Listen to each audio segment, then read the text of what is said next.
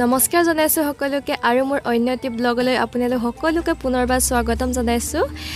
যোৱাকালি আহিলো মাৰ ঘৰলৈ দদৌৰ দহা খাবলৈ বুলি আৰু এয়া মায়ে ৰাতিপুৱা চাহৰ লগত খাবলৈ মিঠাই বিস্কুট উলিয়াই আছে আৰু ইফালে আমাৰ টিকলুজনী বহি আছে, ওচৰতে মানুহজন আছে আৰু বাবাই গা পা ধুই এয়া দহালে বুলি ওলালে আৰু এয়া দাদাৰ বোলে ধুতিখন ভাল হোৱা নাই, বইনীয়েকে ঠিক কৰি দিছে আৰু এয়া আমিও গাড়ীত বহিলো, অকণমান দূৰ হয় সেইকাৰণে গাড়ীতে গৈছো আৰু ইয়াতে আহি পালো হি দদৰ ফটোখনত ধূপ ধূনা জ্বলাই আছে।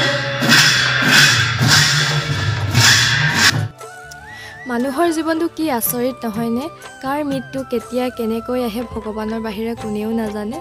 ঠিক তেনেদৰে আমাৰ দদৌ যোৱা 1.5 মাহমানৰ আগত বাইক এক্সিডেণ্টত ঢুকাইছিল আৰু তেখেতৰে আজি দহা কাজ পাতিছে আৰু এয়া গায়ন আহিব লৈছে, সেইকাৰণে বগা কাপোৰ পাৰিছে কাৰণ ভকতসকলক মাটিত গছকি যাব দিয়া নহয়, সেইকাৰণে বগা কাপোৰ পাৰি ৰভা তললৈকে দিয়ে আৰু ঘৰৰ মানুহবিলাকে সেৱা কৰি কৰি যায় ভকতসকলক। সঁচাকৈ এই সময়খিনি বহুত দুখ লগা সময় হয়। যিজন দদৌৱে বেলেগৰ সকাম নিকামত এনেদৰে গায়ন বায়নৰ আগভাগ লয়, ঠিক তেনেদৰে তেখেতৰ আত্মাৰ শান্তিৰ কাৰণে আজি এনেকৈ গায়ন বায়ন বজোৱা হৈছে। প্ৰতিটো তাল আৰু মৃদঙৰ ধ্বনিত তেখেতৰ মুখখনে মনলৈ ভাহি আহিছে।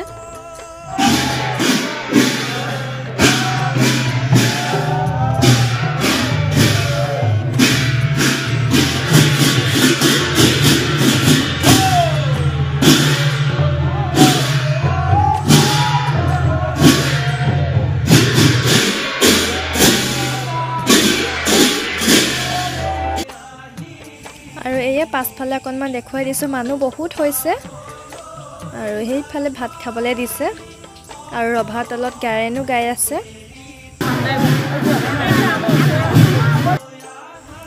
আৰু এতিয়া গায়ন সামৰাৰ পাছতে সেৱা কৰিব হ'ব, সেইকাৰণে হাততে তামোল পাণ লৈ আছোঁ।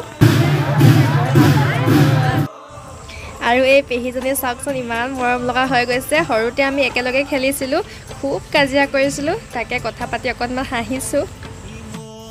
আৰু এয়া সেৱা কৰিব হৈ গ'ল। প্ৰথমতে ঘৰৰ বোৱাৰীবিলাক সেৱা কৰিছে, তাৰ পাছতহে ওলাই যোৱা জীয়ৰীবিলাকক দিব। আৰু আজি আমাৰ টিকলুজনী ইমান বদমাছ কৰিছে দেখিছেনে? 2টা খোপা বান্ধি দিলোঁ, এটা খুলিয়ে দিলে। আৰু অকণমান সময়ৰ কাৰণে মাহঁতৰ ঘৰলৈ আকৌ আহিলোঁ, খোজকাঢ়ি আহিছোঁ এবাৰ।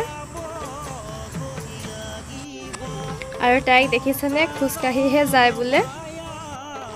আৰু এয়া ঘৰলৈ আহি দদাইহঁতক লগ পালোঁ। দদাই, এনাই, বাই, বৌ সকলোবিলাক আজি একেলগ হৈছোঁ। এনেদৰে সকাম নিকামতহে লগ পোৱা হয়, নহ'লেতো লগ পোৱাই নহয়। আন্ধাৰে হৈ গ'ল দেখিছেনে? আৰু অকণমান দহা ঘৰত সোমাই যাওঁ বুলি আহিলোঁ আৰু ঘৰলৈ গুচি যাব লাগিব, কাইলৈ ক্লাছ আছে। আজিলৈ ইমানেই, বাই।